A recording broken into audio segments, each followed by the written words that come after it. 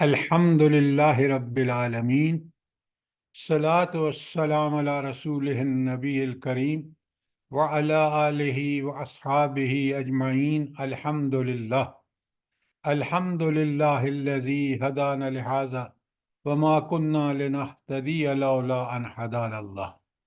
رب اشرح لی صدری ویسر لی امری واحلل عقدۃ من لسانی یفقہوا قولی، آمین یا رب العالمین۔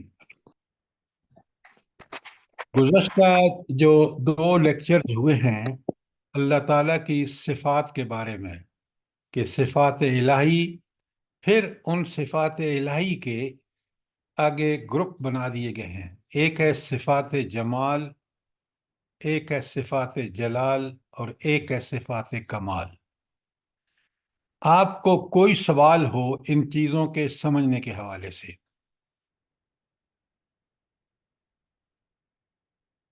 اگر کوئی سوال نہیں ہے تو پھر میں سوال کر رہا ہوں تاکہ میں چیک کروں کہ آپ نے سمجھا بھی ہے کہ نہیں۔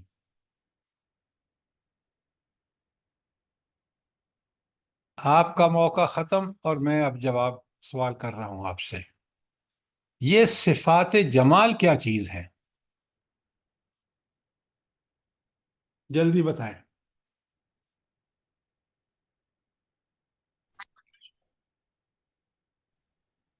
سر، وہ صفات جن سے اللہ کی شفقت اور اس کے رحم و کرم کا اظہار ہوتا ہے، مثلاً الرحمن الرحیم، جو خوبصورت صفات ہیں۔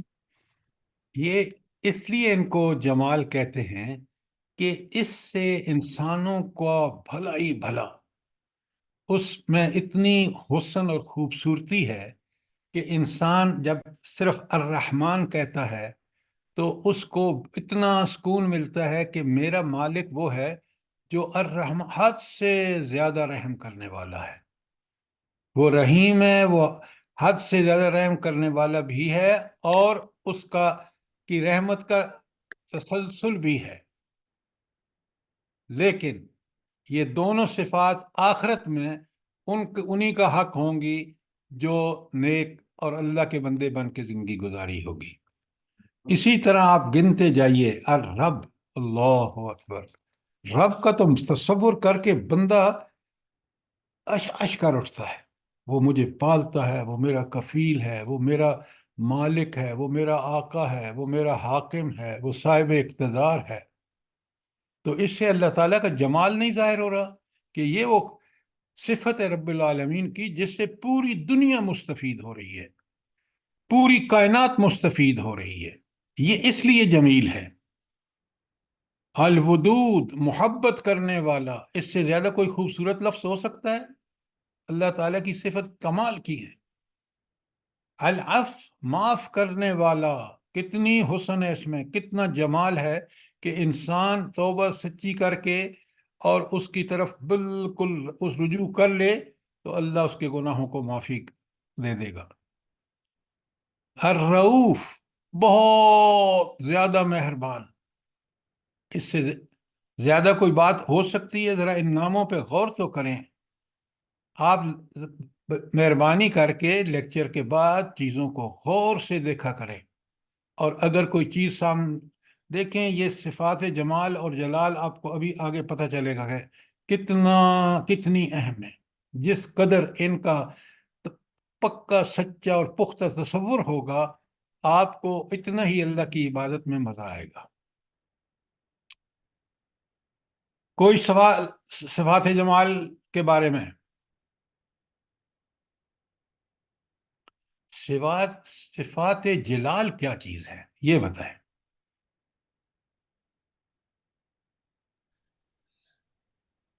آپ کے سر سامنے ڈیفینیشن لکھی ہوئی ہے۔ سر، جس میں اللہ کا جلال اور اللہ کا غصہ اور غضب نمایاں ہو۔ غصہ اور غضب کی بات ہی نہیں ہے۔ اللہ سر تعالیٰ اللہ تعالیٰ کی خوبصورتی بیان کی گئی ہوئی ہے نا، کیا اللہ بات کر تعالیٰ رہے ہیں بہت آپ؟ خوبصورت۔ کیا بات کر رہے ہیں؟ یہ صفات جمال میں ہے۔ صفات جلال اس کی بادشاہی، اس کی ملوکیت، اس کی کبریائی اور اس کی بڑائی کا اظہار ہے۔ اب کیونکہ وہ بادشاہ ہے، کیونکہ وہ آقا اور مالک ہے، لہذا وہ خوش ہوتا ہے جو اس کے فرمانبردار اور تابعدار ہوں ان سے۔ ہر بادشاہ جو عالی صفات ہوتا ہے، رب العالمین تو انتہائی قسم کے عالی صفات ہیں، تو وہ اپنے ان بندوں سے بالکل ان کو پسند فرماتے ہیں جو اس کے تابعدار فرمانبردار ہوں۔ اللہ ان لوگوں سے ناراض ہوتے ہیں اور جتنے زیادہ وہ بد کردار ہوتے ہیں، نافرمان ہوتے ہیں، اتنا ہی اللہ کا ان پر غصہ اور غضب ہوتا ہے۔ آپ ڈائریکٹ کبھی بھی نہ کہیں کہ اللہ تعالیٰ غصے والے ہیں، نہیں، اللہ تعالیٰ عادل ہیں۔ عدل کا تقاضا یہ ہے کہ جو نیک ہوں ان کو انعام دیا جائے، جو برے ہوں ان کو لعنت کی جائے، ان پر اللہ کا غضب نازل ہو۔ لیکن ڈائریکٹ یہ کہنا، اللہ کبھی بھی، اللہ ناراض ان سے ہوتا ہے، اللہ کی لعنت ان پر ہوتی ہے جو اللہ کے نافرمان ہوں۔ تو صفات بیان کرتے وقت بڑے غور سے الفاظ کا چناؤ، یہ فوراً یہ کہہ دینا کہ نعوذ باللہ اللہ تعالیٰ غصے والے ہیں، اللہ تعالیٰ غضب، نہیں۔ بندہ اپنے آپ کو غضب اور لعنت کا مستحق بناتا ہے اور برے اعمال کرتا ہے، اللہ کے احکامات کی نافرمانی کرتا ہے، تو ایک جلال بادشاہ کہ اس کا جلال جو ہے وہ اس کی وجہ سے اس پر ناراضگی کا اظہار کرتا ہے۔ بات سمجھ آئی کہ نہیں آئی؟ یہ بڑا اہم ٹاپک ہے قرآن کے فہم کے لیے۔ ابھی اگلے لیکچر میں آپ دیکھیں گے کہ ہم آیت قرآنی سے استدلال کریں گے کہ یہ صفت یہاں کیوں آئی ہے۔ کوئی سوال صفت جلال کے بارے میں یا پہلے جو صفت جمال ہم نے بیان کی ہے؟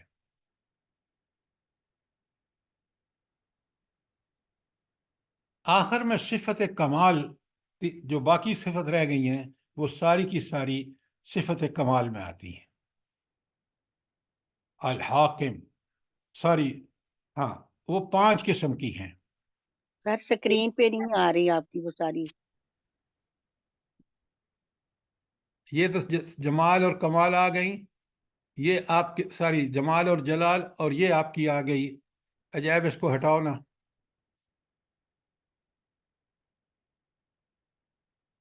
آ گئی ہے سر، آ گئی۔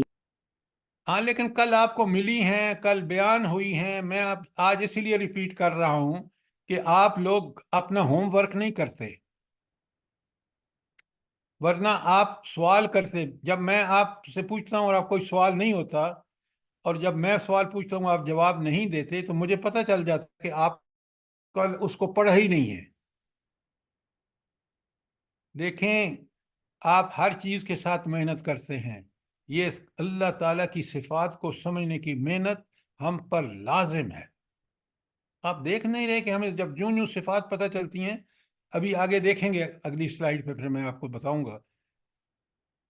تو یہ وہ ہیں جو اللہ تعالیٰ کی خوبی، بڑائی، بزرگی اور ہر وصف کو اس میں کامل ہونا ظاہر کرتی ہیں، چاہے وہ وحدانیت کے بارے میں ہو، نمبر 1، چاہے وہ وجود کے بارے میں ہو، چاہے اللہ تعالیٰ کے علم کے بارے میں ہو، چاہے اللہ تعالیٰ کی قدرت کے بارے میں ہو، اور چاہے اللہ تعالیٰ کی تنزیہ یعنی بے عیبی بیان کرنا کہ اس میں کوئی نقص نہیں ہے، کوئی۔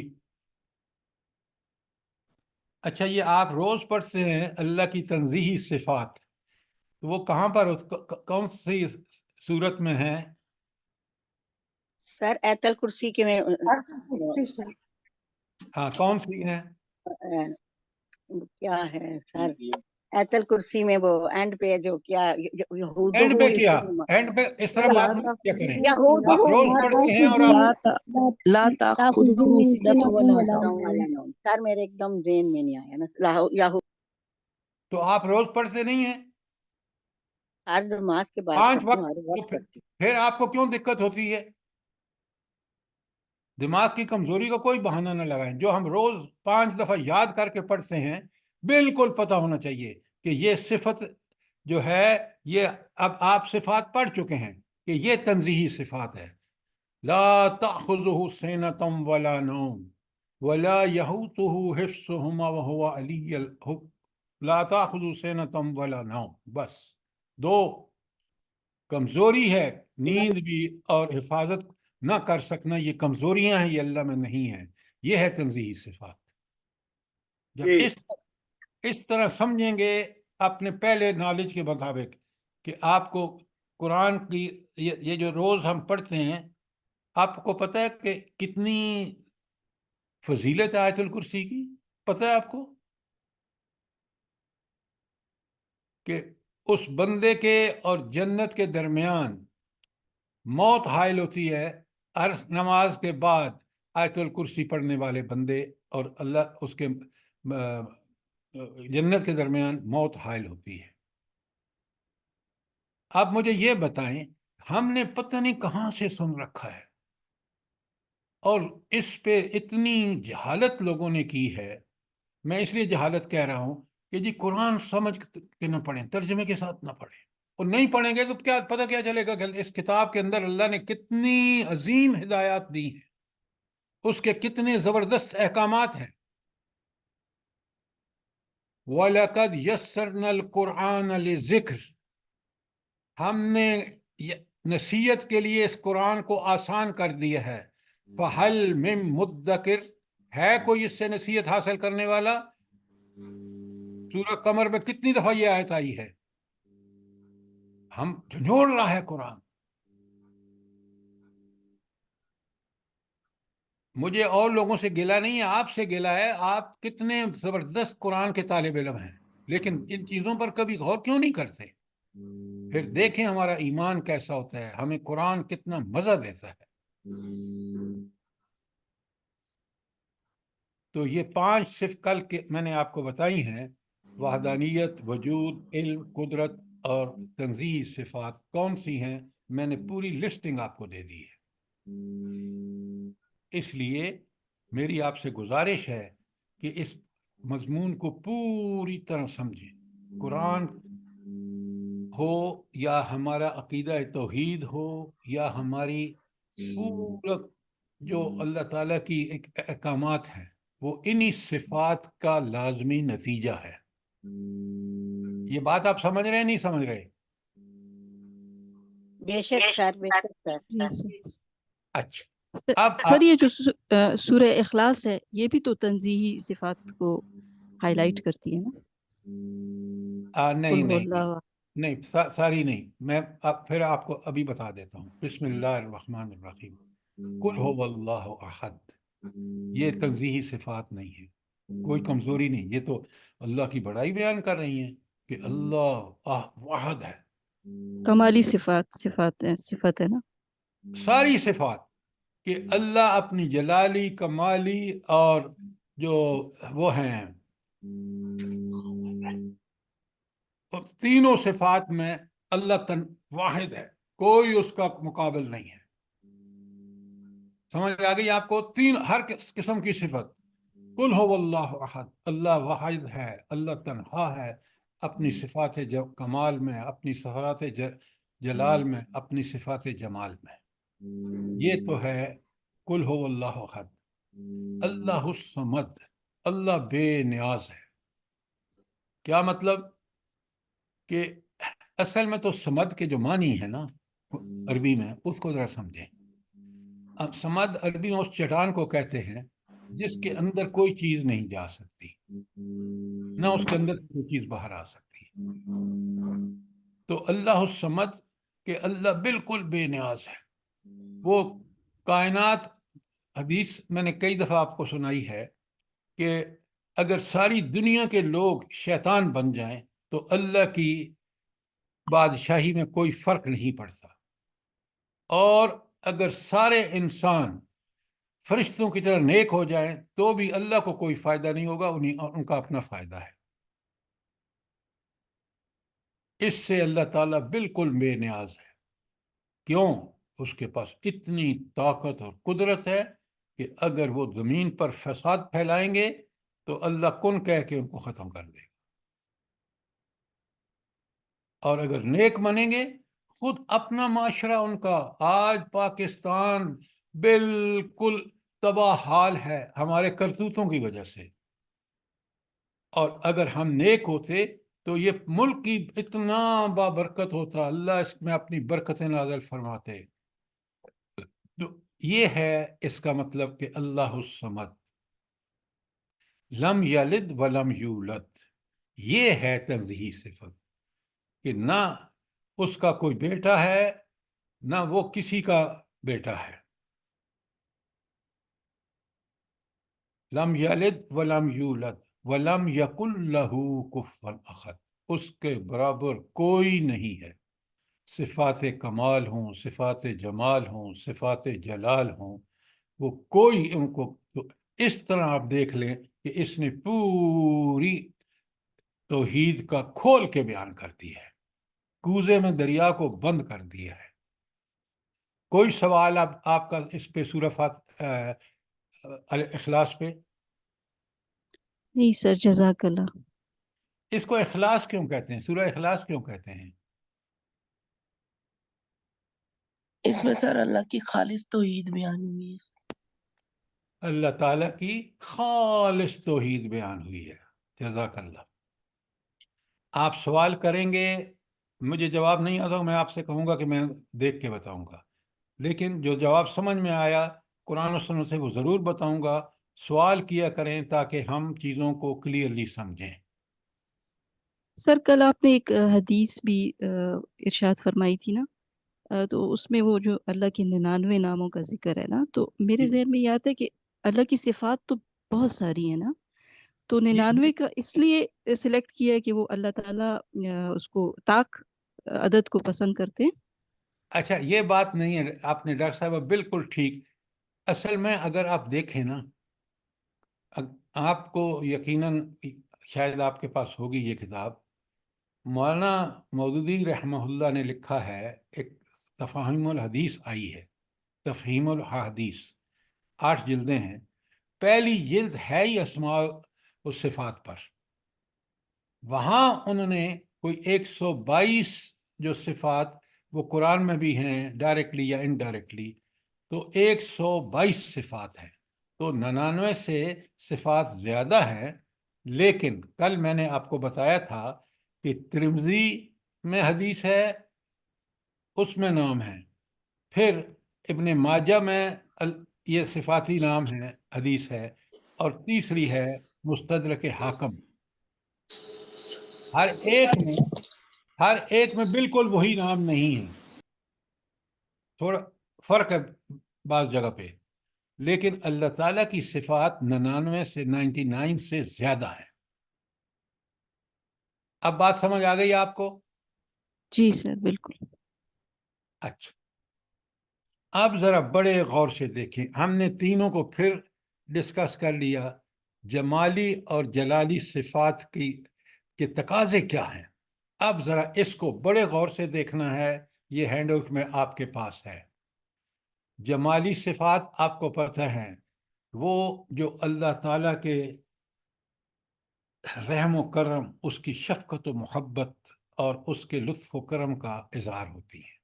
और आप देख रहे हैं अर्रहमान अर्रहीम, ज़रूर माने पूरी तरह क्लियरली समझिए, अर्रब अल-लतीफ़ अल-वदूद अल-अफ़ अर-रऊफ़ अल-गफ़ूर अत-तव्वाब अल-वह्हाब अर-रज़्ज़ाक़। ये सारी इंतहाई खूबसूरत सिफात है। इन सारी सिफात का अगर हम एक चंद लफ्ज़ों में इसको, इन सारी सिफात का रखने वाली हस्ती का एक नाम रखना चाहें तो क्या नाम रखेंगे? इंतहाई महबूब आका। हाय, क्या लफ्ज़ है! ऐसा आका जो मालिक, जो बिल्कुल मोहब्बत का सरापा है, इंतहाई महबूब आका। अब इसके इंतहाई महबूब आका होने का तकाजा क्या है? सर बंदगी का हक अदा कर दिया जाए, परस्तो इसकी शकीता परस्त सा पूजा की जाए। अच्छा, फरमा बरदारी करना। اچھا یہ نہیں پرستو پوجا کا مطلب کیا ہے؟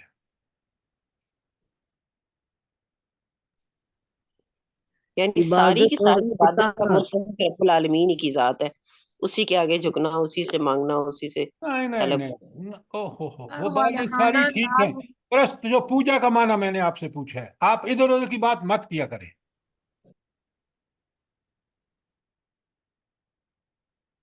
آپ بڑے غور سے سنیں. پرست پوجا وہ رسوم بندگی ہیں، وہ ایکٹس آف ورشپ ہیں جو انتہائی محبت کے ساتھ ادا کیے جاتے ہیں، اور انتہائی محبت کے ساتھ جو آپ ادا کرتے ہیں وہ آپ کا رکوع ہے، آپ کا سجود ہے، آپ کا وہ ہے قیام ہے. کھڑے ہوتے ہیں تو اللہ اکبر ہاتھ باندھ لیتے ہیں، یہ انتہائی اس کے اندر عزت اور احترام اور محبت ہے. پھر آپ جب رکوع میں جاتے ہیں وہ بالکل ایسا ایکٹ ہے، ایسا کام ہے، ایسی اللہ تعالیٰ کی عبادت کا وہ رسم ہے جس میں آپ جھک کے کہتے ہیں سبحان ربی العظیم. یہ ہے پرست پوجا. سجدے میں جاتے ہیں تو اور ایسی کیفیت عجز و انکساری کی، عاجزی کی اس سے بڑی ہو نہیں سکتی، اور زبان پہ اس وقت جاری ہوتا ہے رب سبحان ربی العالی، سب سے اعلی اور عرفہ میرا رب ہے، میں اس کے سامنے سجدہ بسجود ہوں. یہ ہیں ایکٹس آف ورشپ، اور یہ ہے نتیجہ کس کا؟ اللہ تعالیٰ کی جمالی صفات کا. اب اوپر سے پھر چارٹ کو دیکھیں، سوال کریں.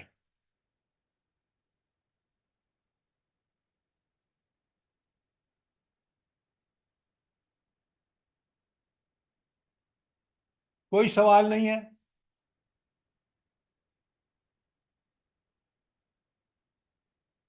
سر یہ سارا کچھ کرنے کے بعد ہم نے پھر بھی اللہ کا حق ادا نہیں کیا، اللہ ہمیں حق ادا کرنے کی آپ توفیق آگے کی بات مت کریں، پہلے پوری بات کو سمجھیں. یہ آپ ساری پرانی باتیں دہرا رہے ہیں، ان کا آپ کے پاس کوئی دلیل نہیں ہے، ہم دلیل سے بات کر رہے ہیں یہاں.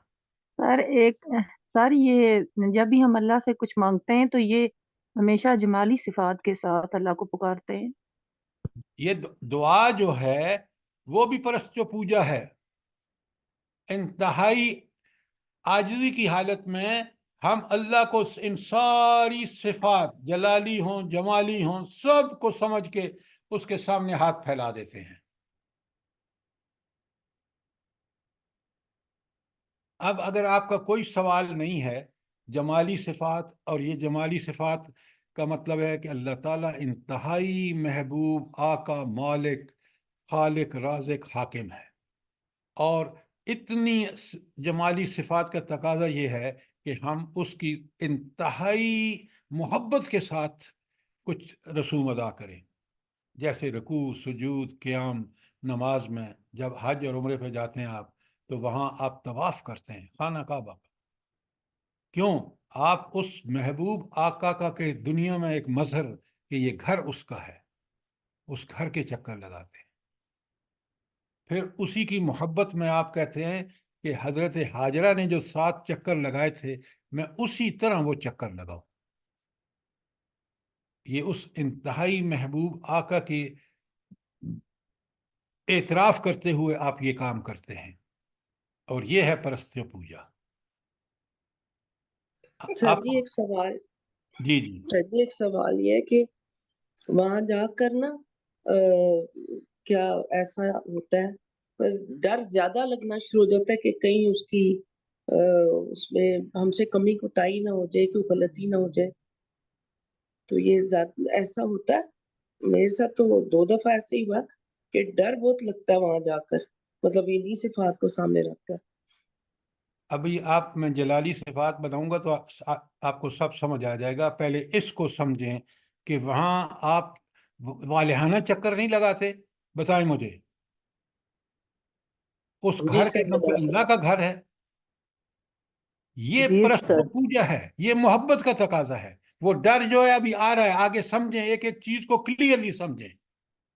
اب آئیے ذرا جلالی صفات پر. اللہ الحاکم ہے، کیسا حاکم ہے؟ اس کا حکم نہ مانو تو دنیا اور آخرت کا خسارہ۔ وہ العزیز ہے، وہ غالب ہے۔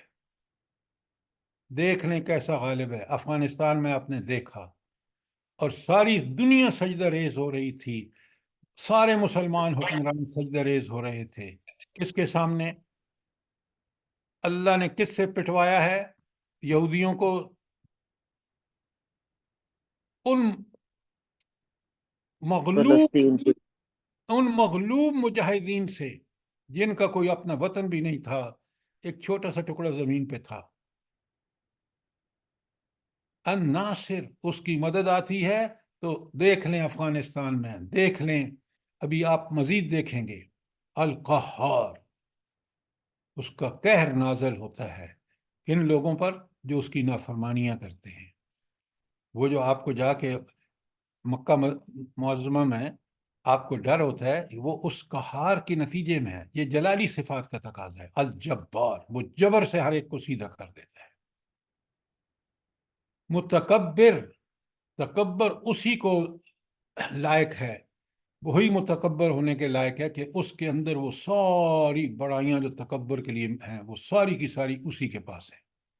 شدید العقاب، ظالموں سے، نافرمانوں سے سخت عذاب میں ان کو دینے پر قدرت رکھتا ہے۔ المقتدر، اقتدار کائنات میں پہلے بھی، آئندہ بھی، قیامت تک اور قیامت کے دن بھی اسی کا ہوگا۔ یہ دنیا والے جو ہیں، جن کو وہ اقتدار دیتا ہے، جب چاہتا ہے دیتا ہے، جب چاہتا ہے چھین دیتا ہے۔ الملک، اچھا الملک کیسا بادشاہ کیسا ہے؟ جلدی بتائیں۔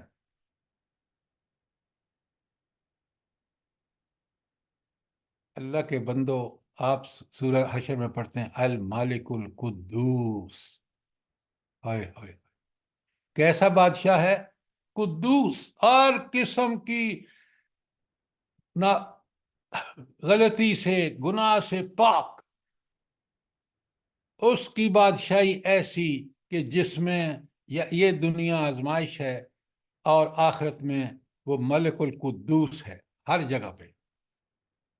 المذل، ذلت اس کے پاس ہے، جس کو چاہتا ہے ذلت دیتا ہے، عموماً اپنے نافرمانوں کو ذلت دیتا ہے۔ النافع، نفع بخش وہی ہستی ہے، الضار، نقصان وہی پہنچا سکتا ہے۔ یہ ہیں وہ صفات جلالی جس کے لیے آپ کو وہاں ایک طرف جمالی صفات، آپ چکر لگاتے ہیں اس کے، کعبۃ اللہ کے، آپ اس کے درمیان چکر لگاتے ہیں، یہ جمالی صفات کا تقاضا ہے، اور یہ ڈرتے ہیں کہ یہاں اس عظیم مقام پر مجھ سے کوئی غلطی نہ ہوئے۔ یہ کس کا تقاضا ہے؟ جلدی بتائیں آپ۔ جلالی۔ جلالی اب آپ کو سمجھ آئی کہ ہمارے اوپر یہ کیفیت کیوں طاری ہوتی ہے وہاں؟ جس نے جی سوال کیا سر، تھا اس کو سمجھ آئی ہے یا جی نہیں؟ جی جی جی سر، آ گیا۔ تو یہ اچھی طرح اگر میرے ذہن میں ہو نا کہ جمالی صفات مجھے پرست پوجا، میرا اللہ کا حق ہے، اور اتنی محبت کے باوجود کی وجہ سے مجھے پرست پوجا کرنی چاہیے، اس کی غلامی اور اطاعت اس لیے کرنی چاہیے کہ اس کی جلالی صفات کا تقاضا ہے۔ اگر میں نے اطاعت اور اتباع نہ کی تو اللہ تعالیٰ مجھے ضرور پکڑے گا۔ تو کبھی اللہ کو نعوذ باللہ یہ مت کہیں کہ اللہ تعالیٰ غصے والی ہستی ہے، یا اللہ تعالیٰ جتنا بھی غصہ کرتے ہیں وہ انسان کی بری نافرمانیوں اور غلطیوں کی وجہ سے۔ اچھا سر، میں محسوس کر رہی ہوں کہ اس میں نا بہت بیلنس کی ضرورت ہے ہمیں، ان دونوں صفات میں نا بہت بیلنس ہمیں رکھنا ہوگا۔ آپ بالکل ٹھیک کہہ رہے ہیں۔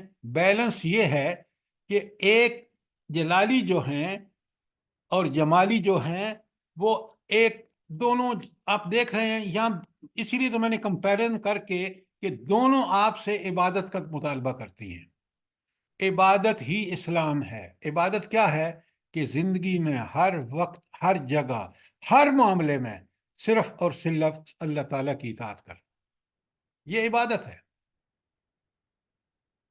یہ جو جلالی صفات ہے نا، یہ مجھ سے بالکل یہی مطالبہ کر رہی ہیں کہ تم اللہ کے بندے ہو، اللہ جلال صفت جلال سے متصف ہے، تم نے انسان ہر معاملے میں ہر جگہ ہر وقت صرف اور صرف اللہ کی عبادت کرنی ہے۔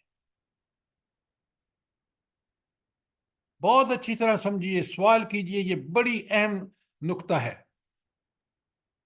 سر یہ دونوں صفات ذہن میں رکھنے سے ہی عبادت کا ہوتا ہے۔ جیسے اب ہم کہہ دیتے ہیں اچھا اللہ غفور الرحیم ہے، اللہ معاف کر دے گا، تھوڑی سی ہم گناہ غلطی کر لیتے ہیں، دونوں صفات کو سامنے رکھ کے ہی ہم اللہ تعالیٰ کی فرما برداری کر سکتے ہیں۔ اگر آپ غلطیاں کرتے جاتے ہیں نا تو پھر اللہ آپ کو معاف نہیں کرے گا۔ اللہ نے بتا دیا ہے، معافی کا طریقہ یہ ہے، گناہ ہو جائے فوراً توبہ طائب ہو کر معافیاں مانگ کر صحیح راستے پہ آ جاؤ۔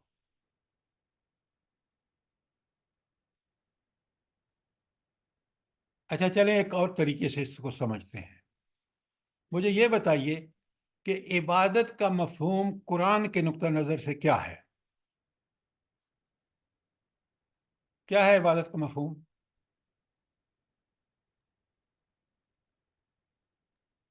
سر ہر وقت ہر موقع پہ اللہ تعالیٰ کی اطاعت کے قرآن نے اندر تین کلیئر کٹ عبادت کے اجزاء بتائے، میں نے بتائے آپ کو۔ اللہ کے بندو، اللہ نے ہمیں عبادت، میری بات سنیں، اللہ تعالیٰ نے ہمیں عبادت، وما خلقت الجن والانس الا لیعبدون، جن و انس کو اپنی عبادت کے لیے پیدا فرمایا۔ ایک ڈیفینیشن جو آپ ابھی بتا رہے ہیں کہ ہر جگہ ہر وقت ہر معاملے میں اللہ تعالیٰ کے احکامات پر چلنا عبادت ہے۔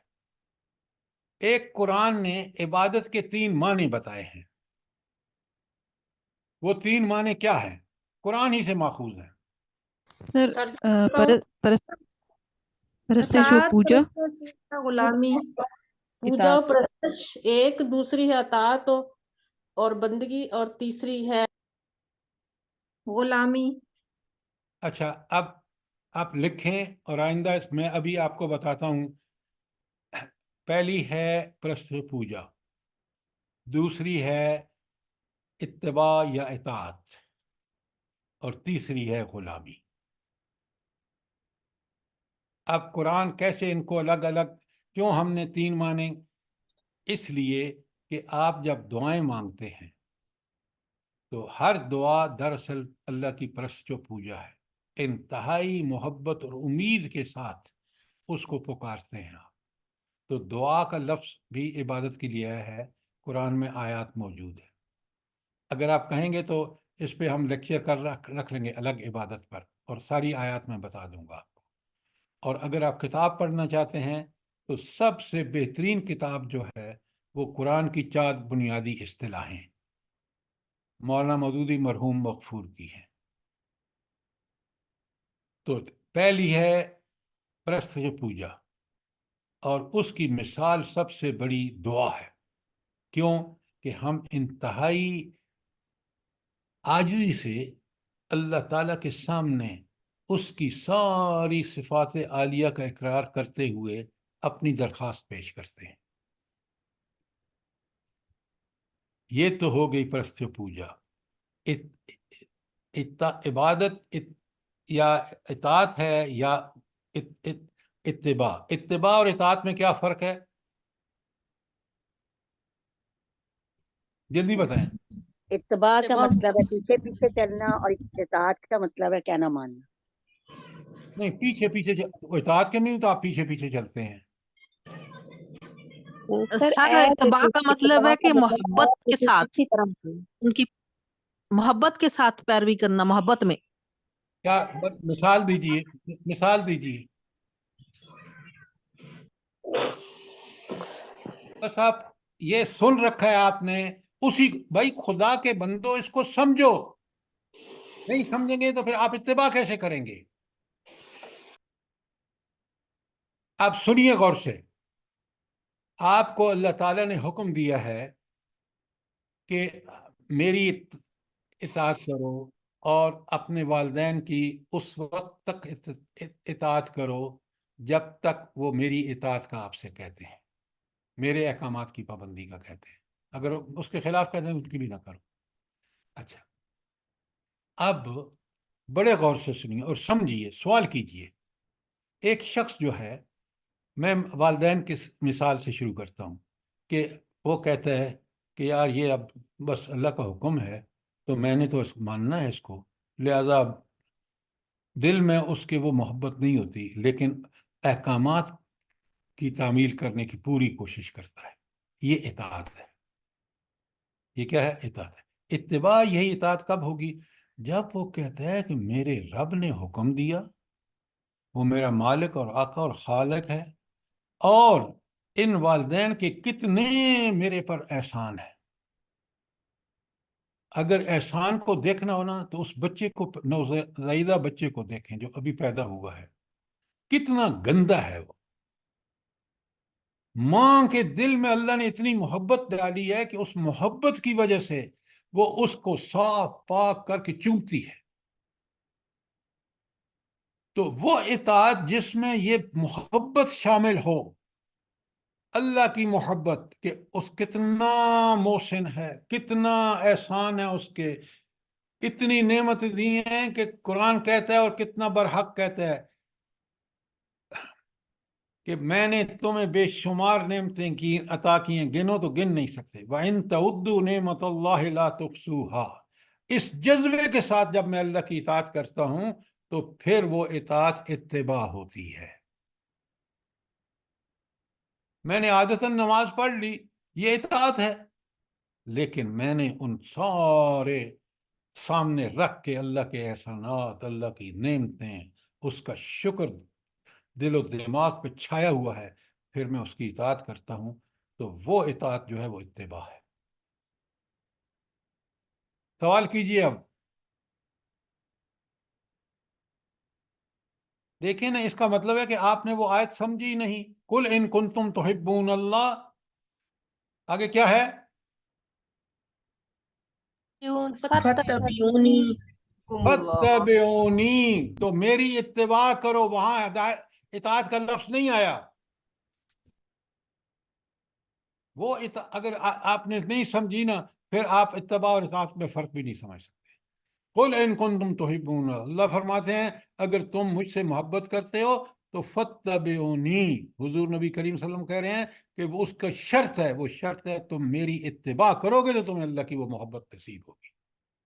فَاتَّبِعُونِی. صرف یہی نہیں ہوگا، جب میری اتباع کرو گے یحببکم اللہ، پھر اللہ تم سے محبت کرے گا. یہ ٹو وے ہو جائے گا. تمہارا دعویٰ ہے، اور اس دعوے کی سچائی میں اگر تم نے میری اتباع کی تو پھر اللہ تم سے محبت کرے گا. وَيَغْفِرْ لَكُمْ ذُنُوبَكُمْ، تمہارے گناہوں کو بھی بخش دے گا. یہ ہے اتباع، یہ ہے اس کے ثمرات. بس پتہ نہیں قرآن پڑھتے رہتے ہیں. جب یہ معنی کے ساتھ پڑھیں گے تو آپ کو قرآن لذت دے جائے گا، دل و دماغ جھک جائے گا اس کے رب کے سامنے. سر یہ غلامی کو بھی ذرا کھولیں.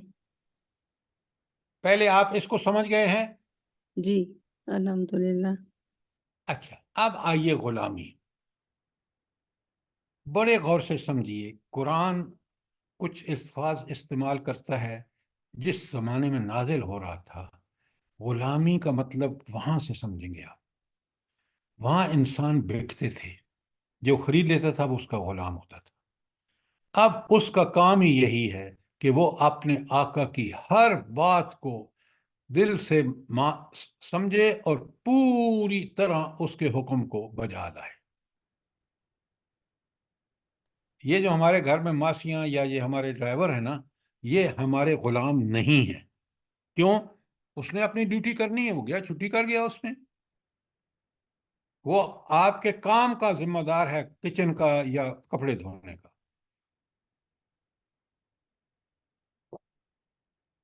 وہ آپ بالکل بات اپنی جگہ ہے کہ اللہ تعالیٰ نے جو آپ ذرائع وسائل دیے ہیں تاکہ آپ کام کرا سکیں، آپ کام نہیں کر سکتے، تو اللہ نے ان کو آپ کے لیے یہ تفاوت رکھی ہے مختلف طبقوں میں معاشرے کے. لیکن غلام وہ ہے، یہاں غلامی کا مطلب آپ وہیں سے لیں گے کہ غلام وہ ہے جو اپنے آقا کو خوش کرنے کے لیے کوئی کسر نہ چھوڑے. ہم اللہ تعالیٰ کے ایسے غلام ہیں. بات سمجھ آئی کہ نہیں آئی؟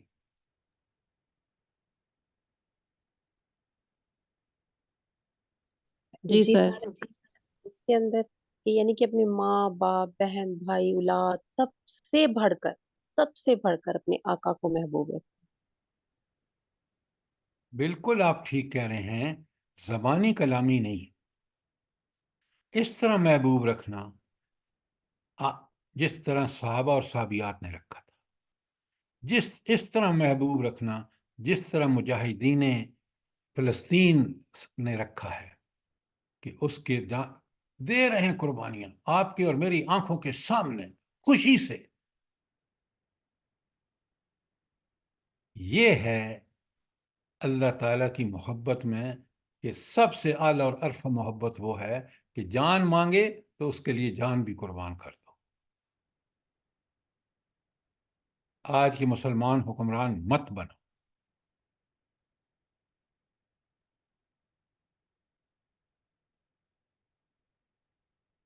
کوئی سوال یہاں پر اچھی طرح سمجھ لیجئے اس کو. کوئی سوال ہے تو آج کر لیجئے تاکہ پھر آپ کو یہ بات کلیئرلی سمجھ آئے. اچھا، ابھی آپ نے جو سوال کیا تھا کہ غلامی اور یہاں غلامی سے کیا اللہ تعالیٰ نے اس غلامی کو کون سی غلامی جو میں نے آپ کو ایکسپلین کی ہے اس سے مراد وہ غلامی ہے. اچھا، جب آپ کہتے ہیں ایاک نعبد و ایاک نستعین، پڑھتے ہیں نا ہم ہر نماز میں، پڑھتے ہیں نا آپ سورہ فاتحہ میں پڑھتے ہیں. جی جی جی جی سر. اچھا، وہاں ایاک نعبد کا مطلب کیا ہے، مفہوم کیا ہے؟ ہم تیرے ہی بندے ہیں، تیرے ہی غلام ہیں اور تجھے سے ہم مدد مانگتے صرف تیری عبادت، یا کا نعبد، سر ہم رد صرف شرک تیری ہی عبادت کرتے ہیں. اور خدا کے بندو، ابھی تم نے پڑھا عبادت 3 چیزوں کا نام ہے، پرست پوجا، اطاعت، غلامی. تینوں معنی بیک وقت وہاں ایاک نعبد، ہم تیری عبادت کر رہے ہیں، ہم تیری پرست پوجا، تیری غلامی، تیری اطاعت اتباع اور تیری غلامی کرتے ہیں. وہاں آپ بس اس کا ترجمہ کر کے ایسا، اور آپ لفظ کو الٹا ترجمہ کر کے یا انکمپلیٹ ترجمہ کر کے آپ اپنے آپ کو محروم کر لیتے ہیں اس کے پورے معنی سے. کیا بات ہوئی؟ کیسے طالب علم ہیں ہم قرآن کے؟ ایاک نعبد، بڑی کمال کی بات ہے. یہ نعرہ لگا دینے سے کام نہیں بنتا، اس کو اپنے ذہن میں پوری طرح شرح صدر کے ساتھ، ایاک نعبد تو میری پوری زندگی ہے. میں نے زندگی میں اگر ایاک نعبد نہیں کیا کہ اسی کی اطاعت، اسی کی پرست پوجا زندگی کے ہر معاملے میں، ہر جگہ، ہر وقت، تو پھر تو میں نے ایاک نعبد جو زبان سے کہا اس کا الٹ کیا ہے. کہنا بڑا آسان ہے، نعرہ مار دینا بڑا آسان ہے، لیکن ان پہ عمل کر کے دکھانا جیسے حضور نبی کریم صلی اللہ علیہ وآلہ وسلم نے کیا ہے، وہ معنی جو انہوں نے بتائے ہیں. اس کا مطلب تو یہ ہے کہ مجھے جب میرا ذہن میں یہ باتیں ہیں تو میں تو سورہ فاتحہ کوئی نہیں سمجھا. ایاک نعبد کا حق ادا کیا ہے 25 سال جنگ لڑ کے امریکہ اور روس کے خلاف مجاہدین افغانستان نے. ایاک نعبد کا حق ادا کر رہے ہیں حماس کے مجاہدین اور فلسطین کے رہنے والے. سر جی، پھر اس طرح ہم نماز میں جھوٹ بول رہے ہوتے ہیں. پھر وہی بات، ہم کام وہ اس طرح نہیں کر رہے ہوتے جس طرح کرنے کا حق ہے. جھوٹ کو لفظ کو مت استعمال کیجئے. ہم وہ نماز نہیں پڑھ رہے جو نماز آقا نبی کریم صلی اللہ علیہ وسلم نے پڑھی ہے، جو صحابہ اور صحابیات نے اس کا مفہوم پڑھ کے اس کو سمجھا، وہ ہم کام نہیں کر رہے. बताएं ना मुझे, हम कर रहे हैं नहीं कर रहे؟ सर नहीं करे नहीं इसलिए सर फरमाया। नहीं कर रहे। इसीलिए जिल्लत और पस्ती हमारा मुकद्दर है।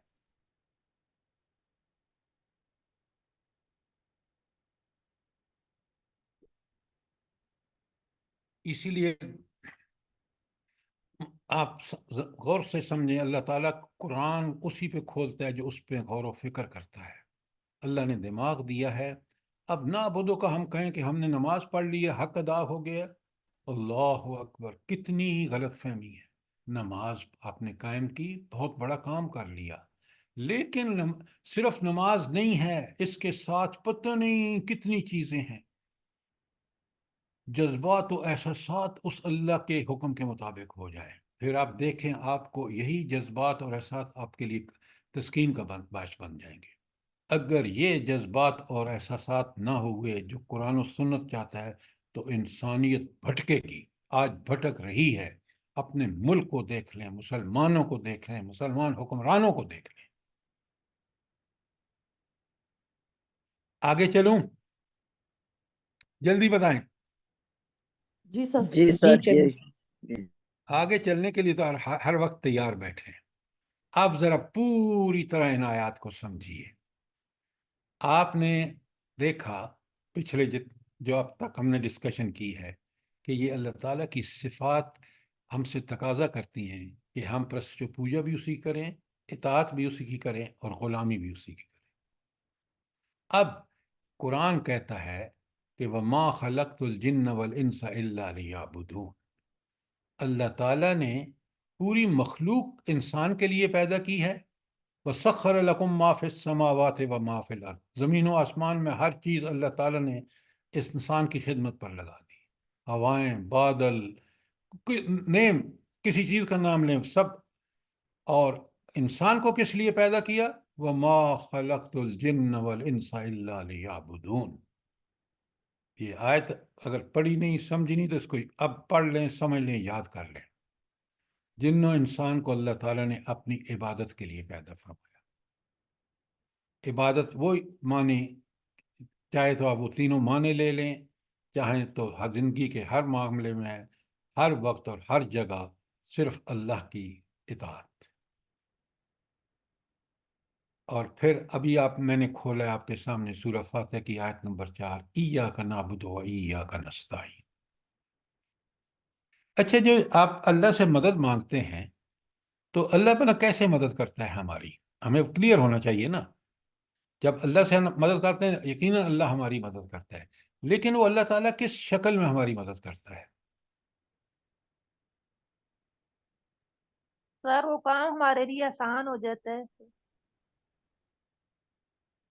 और सर जी दुआ को कबूल करके और असबाब बनाता है अल्लाह ताला हमारे लिए किसी अल्लाह इंसान ताला, की। सुने गौर से, बहुत अच्छी बात की आपने।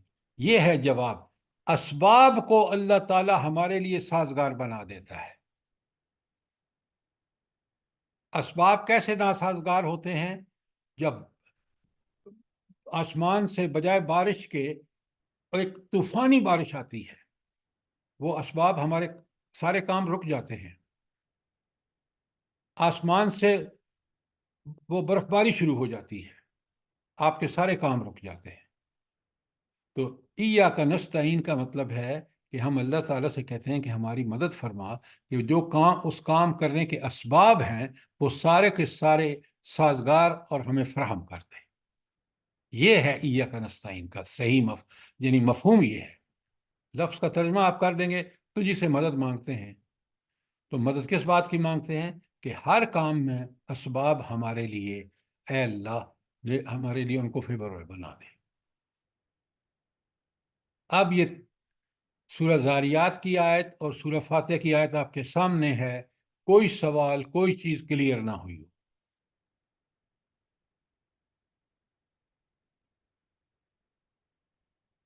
आगे चलें। कोई सवाल नहीं है? सर ये जो इबादत का मफहूम हमने इस वक्त समझा है ना, तो जब हम इय्याका नअबुदु कहते हैं तो काफ़ी दिल घबरा जाता है कि हम किस तरह इसको निभा सकेंगे। لیکن جب ہم ایاک نستعین کہتے ہیں تو دل کو کافی تسلی ملتی ہے، کیونکہ عبادت کے لیے بھی اللہ ہی کی ہمیں مدد درکار ہوتی ہے نا۔ ڈاکٹر صاحب کیا پیاری بات کہی ہے آپ نے۔ آپ یہ دیکھیں کہ کون ہے، کس کی رحمت ہے، کس کی مدد ہے کہ آپ تہجد کے وقت بڑی خوشی سے اٹھ کے وضو اس ٹھنڈے پانی سے کر کے، کتنا سکون ہوتا ہے جب آپ وہ تہجد پڑھتے ہیں۔ وہ ہر اس شخص کے لیے جو اس کی رضا کے لیے مشکل کو اللہ آسان بنا دیتا ہے۔ آپ کو رات کو تہجد اس سردی کی اتنی لمبی راتوں میں نہ اٹھ کر جو افسوس ہوتا ہے کہ میں کن سعادتوں سے محروم ہوں، یہ بالکل آپ کی بات ٹھیک ہے کہ ان کلمات کو جب سمجھ کے کہیں گے، جب ایاک نعبد کہیں گے تو آپ بڑے ڈر کے کہیں گے کہ میں تو عبادت کے وہ سارے حقوق پورے نہیں کر رہا۔ لیکن جب آپ کہتے ہیں ایاک نستعین، پھر آپ کو سکون ملتا ہے کہ اتنا بھی تو اس کا کرم ہے کہ اس نے اسباب میرے لیے پیدا کر دیے کہ مجھے نماز پسندیدہ بنا دی، مجھے وقت دے دیا، مجھے سب سہولیات دے دیں جو اس نماز کو ادا کرنے کے لیے ضروری تھی۔ جزاک اللہ۔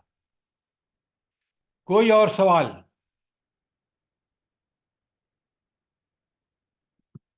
اب آگے چلیے۔ یہ عبادت اتنی اہم چیز ہے کہ سورہ بقرہ کی آیت آپ کے سامنے ہے، یا ایہا الناس، خطاب کس سے ہے؟ سر ہم سب لوگوں سے۔ تمام انسان ہاں، سر تمام تمام انسان، ناس، یا ایہا الناس۔ نبی کریم صلی اللہ علیہ وسلم پہ قرآن نازل ہوا اس دن سے لے کر آخرت کے دن تک، اور اس سے پہلے انبیاء نے بھی یہی دعوت دی ہے۔ کیا دعوت ہے؟ اعبدوا ربکم، اپنے رب کی عبادت کرو، اپنے رب کی۔ اچھا، یہ رب کا لفظ کیوں آیا ہے؟ اعبدوا ربکم۔ سر ذرے سے کمال تک پہنچانے والا وہی ہے، تو پھر اسی کی تو غلامی کرنی ہے، عبادت کرنی ہے۔ ہاں، وہ ہمارا آقا، مالک، پروردگار، ہمارا کفیل، صاحب اقتدار ہے، تو پھر اس وہی عبادت کے لائق ہے۔ اعبدوا ربکم۔ آگے آ رہی ہے بات، الذی خلقکم، پہلا احسان اس نے تم پر کیا کیا؟ تمہیں پیدا فرمایا، صرف تمہیں ہی نہیں، والذین من قبلکم، اور ان لوگوں کو بھی پیدا فرمایا جو تم سے پہلے تھے، تمہارے باپ دادا کو، باپ کو، دادا کو، پردادا کو، گنتے جائیے حتیٰ کہ حضرت آدم تک کو جو پہلے انسان تھے۔ اچھا، یہ عبادت کیوں کرو؟ یہ عبادت کی دعوت پوری انسانیت کو اللہ دے رہا ہے کہ تم اللہ کی عبادت کرو۔ کیوں دعوت دے رہا ہے؟ سر وہ ہمارا سر خالق ہے، مالک بس ہے۔ کرو، بس سر یہ سر سنی سنائی۔ تاکہ تم میں تقوی پیدا ہو جائے، لعلکم خدا تتقون۔ کے لیے میری پوری کوشش ڈے ون سے ہے کہ آپ پتہ نہیں کدھر کدھر کی جوڑ رہے ہیں، لعلکم تتقون، تاکہ تمہارے اندر تقوی پیدا ہو۔ تقوی کیا ہے؟ تم برائی سے بچو اور نیکی پر عمل کرو۔ یہ کام عبادت تمہیں سکھائے گی۔ جب اللہ کی عبادت کرنے شروع کر دو گے تو پھر تم میں تقوی پیدا ہوگا، تم اور اللہ کی تائید و نصرت سے اور اس کی عبادت کرو گے، اور وہ تمہیں برائیوں سے بچائے گا۔ یہ عبادت نہیں کرے گا، تقوی پیدا نہیں ہوگا۔ تقوی پیدا نہیں ہوگا تو انسانیت پر ایسے ظلم ہوگا جو پاکستان میں ہو رہا ہے۔ سمجھیں بات کو۔ کوئی سوال آج بقرہ کی 21 پر؟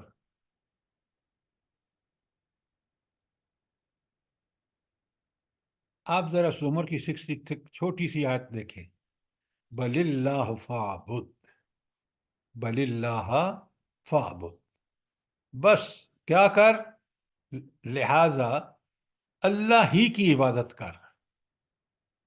اب جب عبادت کرو گے تو تمہیں کیا، دراصل تم کیا کر رہے ہوگے؟ وَكُن مِّنَ الشَّاكِرِينَ۔ شاکرین۔ ہاں، کیسے بلا؟ کیسے بتائے نا کہ عبادت کر کے تو عبادت کیسے بندہ شکر گزار بنتا ہے؟ کیسے عبادت میں سے؟ और उसके हुक्म के मुताबिक चलेंगे तो यही शुक्र है, वो खुश होगा। बिल्कुल अधूरे मानी है, बिल्कुल नहीं। नमाज में रुकू सुजूद और सही तरीके से नमाज के जरिए अल्लाह ताला की इबादत कर। अब आप जब जोड़ते हैं ना, मैंने कई दफा आपको शुक्र की डेफिनेशन बताई है। सबसे पहले दिल मुतमइन हो कि सारी इनायात उसी की है, ये दिल का शुक्र। जब दिल में शुक्र के जज्बात होंगे तो जबान कहेगी अल्हम्दुलिल्लाह, ये जबान का शुक्र। तीसरा अमल का शुक्र, कि वो सारे ज़राए और वसाइल जिनका इतराफ़ कर रहे हो उनको उसी तरह इस्तेमाल करो जिस तरह अल्लाह ने हुक्म दिया। ये 3 काम करोगे तो शुक्र करोगे, और ये तीनों काम आप इबादत में करते हैं। जब अल्लाह का कहना मान रहे होते हैं तो इसलिए मान रहे होते हैं कि उसके एहसानात हैं, उस जज्बात आपके दिल में पूरी तरह शुक्र के होते हैं। उस शुक्र के नतीजे में आप उसकी इबादत करते हैं। और शुक्र ऐसी नेमत है अल्लाह की, अगर इंसान शाकिर है ना, कि दिल में भी उसके जज्बात पूरी तरह गालिब हैं कि अल्लाह ही का ये एहसान है, ज़बान से भी उसका हक अदा करता है, अमल से भी। तो ऐसे शाकिर के लिए, ऐसे शुक्र के लिए कुरान क्या कहता है? लइन शकरतुम लअज़ीदन्नकुम। Very good, excellent. अगर तुम शुक्र करोगे मैं उस नेमतों में और इजाफा कर दूं। लअज़ीदन्नकुम में 2 ताकीदें हैं अरबी में, अगर समझते हो तो। आज इस मुल्क में तबाही की वजह नाशुक्री है। नाशुक्री का नतीजा इबादत न होना है, लेकिन अगर शुक्र करोगे अल्लाह तुम्हें तौफीक और देगा इबादत करने की, तुम और ज्यादा इबादत गुजार बनोगे, और उसके नतीजे में अल्लाह की नेमतें, अल्लाह की रहमतें आप पर नाज़िल होंगी। ये मामूली बातें नहीं हैं। ये है सूरह ज़ुमर की तशरीह। कोई सवाल, कोई चीज़ क्लियर ना हुई हो सूरह बकरा की 21 और सूरह ज़ुमर की 66 में, आप ज़रा देखें सूरह आराफ में ये जो अल्फाज हैं, या कौम इबुदुल्लाह, हर नबी आके अपनी कौम से कह रहा है अल्लाह ताला की इबादत करो, सिर्फ अल्लाह की। मा लकुम मिन इलाहन गैर, उसके अलावा तुम्हारा कोई माबूद नहीं है। बिल्कुल यही अल्फाज हज़रत नूह आराफ की 59 में, हूद में आराफ 50, कौम हूद हूद अलैहिस्सलाम अपनी कौम को कह रहे हैं आराफ की 59 में, हज़रत सालेह अलैहिस्सलाम अपनी कौम को कह रहे हैं आराफ की 77 में, और शुएब अलैहिस्सलाम बिल्कुल यही अल्फाज 85 में अपनी कौम से कह रहे हैं। तो आप देख लें कि अंबिया की दावत भी इबादत इलाही है, और इबादत उन्हीं परस्त पूजा हो, इत्तिबा और वो हो इताअत या गुलामी, सारे मानी बैक वक्त।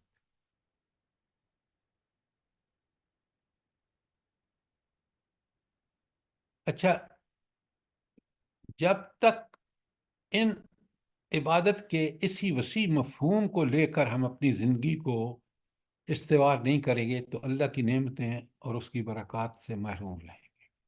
क्यों?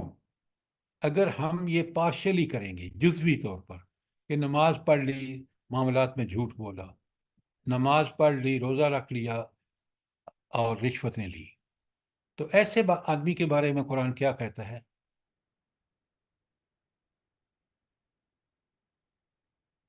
जल्दी बताएं। लिखिए सूरह बकरा की आयत 85। लिखें लिखें लिखें, सूरह बकरा की आयत 85। सुने अल्लाह ताला क्या फरमा रहे हैं। अफतुमिनून बिबाज़िल किताब व तकफुरून बिबाज़, अल्लाह ताला की कुछ बातों पर ईमान लाते हो और कुछ का इनकार करते हो। फमन यफ़अल मिनकुम ज़ालिका, तुम में से जो ये काम करेगा, जुज़वी अमल करेगा, इल्ला खिज़युन फ़िल हयातिद दुनिया, اس کے لیے دنیاوی زندگی میں ذلت ہے. وہ ذلت جو آج ہم فیس کر رہے ہیں، دیکھ لیں اپنے ملک کو، دیکھ لیں مسلمانوں کی حالت کو، دیکھ لیں. یہ تو ہے دنیا میں. وَيَوْمَ الْقِيَامَةِ يُرَدُّونَ إِلَىٰ أَشَدِّ الْعَذَابِ، اور قیامت کے دن سخت ترین عذاب میں لوٹائے جائیں گے. اپنی زندگیوں کا جائزہ لیں. کہیں ہم اللہ کی وہ عبادت کے خلاف تو نہیں جا رہے. کھانا کمانا، شادی بیاہ، تعلقات انسانوں سے، اللہ سے، ان کا جائزہ لیں. سر یہ سورہ بقرہ کی 85 ہے. جی 85 یہ جو میں نے پڑھی ہے. اب لکھیں جی بقرہ کی جزاک جزاک بقرہ اللہ کی خیر. 208 ایک اور لکھیں، اور میں آپ کے سامنے پڑھ رہے ہیں. چھوٹی سی آیت. ادخلوا فی السلم کافہ، پورے کے پورے دین میں داخل ہو جاؤ. کیا مطلب ہے اس کا؟ 100% اللہ کی اطاعت میں آ جاؤ. زندگی کے ہر معاملے میں اللہ کی اطاعت کرو. اگر جزوی کرو گے وہ 85 جو بقرہ کی پہلی میں نے آپ کو سنائی ہے. اگر پورے کا پورا داخل ہو جائے گے تو یہ ہے دعوت دین میں داخلے کی. یہ نہیں کہ عدالتیں تو ظلم و ستم کے بنیاد پر فیصلے کر رہی ہوں، اللہ کے حکم کی خلاف ورزی، اس کی دھجیاں اڑا رہی ہوں، تو میں پھر تم پر رحمت نہیں کروں گا، پھر میں تمہیں دنیا میں ذلت دوں گا. آیت 85 میں اللہ کا اصول اور قانون اور ضابطہ بیان ہوا ہے.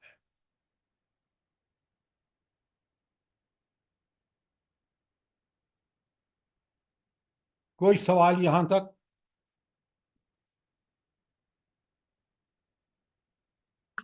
سر اس سر میں یہی چیز تو ہمارے اندر نہیں ہے.